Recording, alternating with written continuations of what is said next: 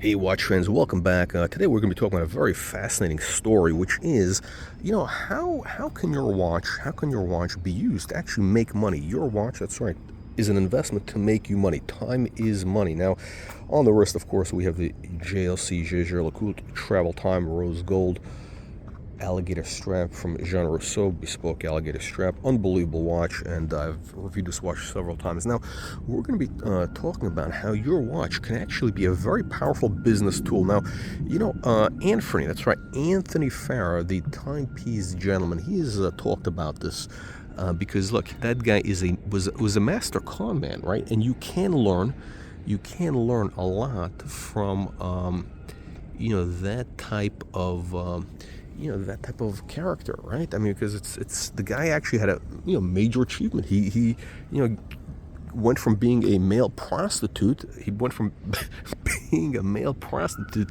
to selling watches to a lot of people for big money. Six figure type watches. He conned people out of money.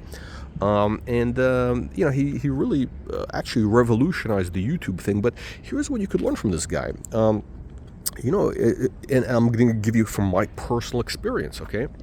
This weekend, I was at a restaurant. I'm not going to say the Palm, right? The Palm is it's not a high-end restaurant. But I'm sitting there at the bar. I'm having the steak salad, which is great. That's the one thing that they do well. And the bar. I mean, listen, everybody. And it was packed there, and all these guys are sitting there. Almost everybody had a Rolex on the wrist, Daytona or whatever. And there's a guy sits down next to me. It's kind of funny, and he's got a Audemars Piguet, the Royal Oak, the big one, a huge model. I think it was like a 42 millimeter, some big watch. Pretty basic model, but in that light, because it's very dim. It's very dim in there. It gives a beautiful flash of there's the sparkle of that metal. I mean, Gerald Genta did a magnificent job. That's it's one of my favorite watches. I wish I could get more, but the prices went bananas. Anyway, so I'm sitting there, and I'm looking at this guy's watch. I say, hey, nice watch. Making a compliment. By the way, I'm not one of those guys who makes conversations with strangers at bars. That's not me. I'm not that guy who says, hey, how about that game? Hey, how about okay, that's not me. And he says, oh yeah, he says it's AP. Like I don't know what it is. Okay, but whatever. So we start talking, and interesting. The guy turns out is a very interesting guy. He's actually, as I said before, I was in the art business, and it turns out this guy's a pretty serious art collector.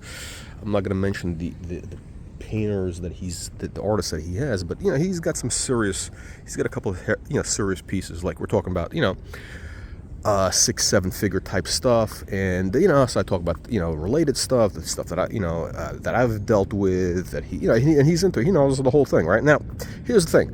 I have nothing to sell the guy. I'm not here to sell him anything, and I don't give a shit, right? But imagine, let's say I did have that thing in inventory or whatever. I would definitely, that would be an opportunity. By the way, how did it come up? The art thing? Well, we started talking about watches, right? And by the way, he bought it from the boutique, so he's been at it for a while, right? And then he says to me, well, what else do you collect?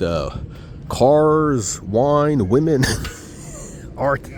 So yes, that's how we started talking about the art thing. But now it's interesting because Anthony, that's right, Anthony Farrer, that was his thing. That's how he got a lot of his early customers, whether it was the sex work customers, giving guys hand jobs or more. We don't know. I'd like to find out the details of what was he doing exactly, but we do know that he would hang out at that restaurant in Texas. What was it called? I can't believe I even know this name because it's been made so popular on all these YouTube channels. Nick and Sam's, right? I don't know wherever he ate sushi, but the Nick and Sam's. I don't even know what they had there, but so apparently this guy would go to this restaurant every day. Every day he'd go there. He'd have a lunch. I don't know if he was sitting at the bar or whatever. And this guy was a good grifter because he trained the staff. he trained the staff. He said, look, I collect he basically, what he did was he basically told the waiters or the busboys, hey man, I'm a watch dealer, and if you see anybody wearing a nice watch, a nice timepiece, tell them to meet me or whatever. Tell them, hey, you should meet, And by the way, that's a good move. That is actually a good move. You tip the bartender, whatever, to bring you certain type of people for whatever. Yeah, I know people who do that thing, whatever. And and that's what this guy was doing. So yeah, that does work. Now imagine this. Now actually, what did I have on my wrist? I had a I was wearing my Jacques Droz, the Jacques Droz meteorite. Now, I didn't show it to the guy. Interestingly enough, this is must be some sort of social insight here. He didn't ask me what I was wearing. My wrist was covered. And I don't think he saw because my wrist was covered. He didn't ask what I was wearing. So to me now, if he didn't ask what I was wearing, that means he's not that interested, right? It's like you're talking to a chick and, she's not asking about you. She's not that into you, right? That's probably what it means. That's fine. I'm not here to, no worries. This is, I'm not here to, sell the guy anything or whatever. But the point of the story is to tell you that, you might be able to write off your watch as a tax deduction, just like a stripper. Strippers are able to write off, the high-heeled shoes, the lingerie, anything that they use in their profession. They're able to write off as a tax deduction because it's a business expense, right? So it could be maybe in your line. You got to talk to your accountant. I'm sure there's ways to be creative with this. I know there's all sorts of lowlives that really push the envelope when it comes to these things. I bet Grant Cardone has an angle on this, but definitely I think there are situations where, if you have. Now here's the thing: what I would suggest if you're in this type of situation, you probably do need like something which is, kind of a little more exotic, but also recognizable. Now, if you want to, make friends with strangers, make friends and influence people. With your watch, you probably need something like, I would say you do need probably an AP, and if I was wearing, let's say, my date moon, something like that, something which is a little bit off the radar, not a hype piece. You don't want to be wearing a hype piece because then you're kind of like, I don't know, you're not going to deal with the right people. Would this watch work? This watch would only work on it's kind of more too much of a very kind of a niche audience. JLC is not in that zone. The watch you need for making friends and influencing people is, I would say, like an Audemars Piguet, a dual-time Audemars Piguet. Yeah, exactly. Basically this movement, but in the Royal Oak case. Or, the Owl. They have a couple of other kind of under-the-radar Royal Oaks, which are interesting, because here's the idea. Again, I don't want to sound like a homo here, but, all these, like, the watch salespeople, all the YouTube grifters, they all tell you, oh, yeah, the watch, it's a conversation starter. It's a conversation starter. So you basically, you need, in order to start the conversation, you gotta have something which is going to be a little bit off the radar, something a little bit interesting, right? Not the usual hype watch.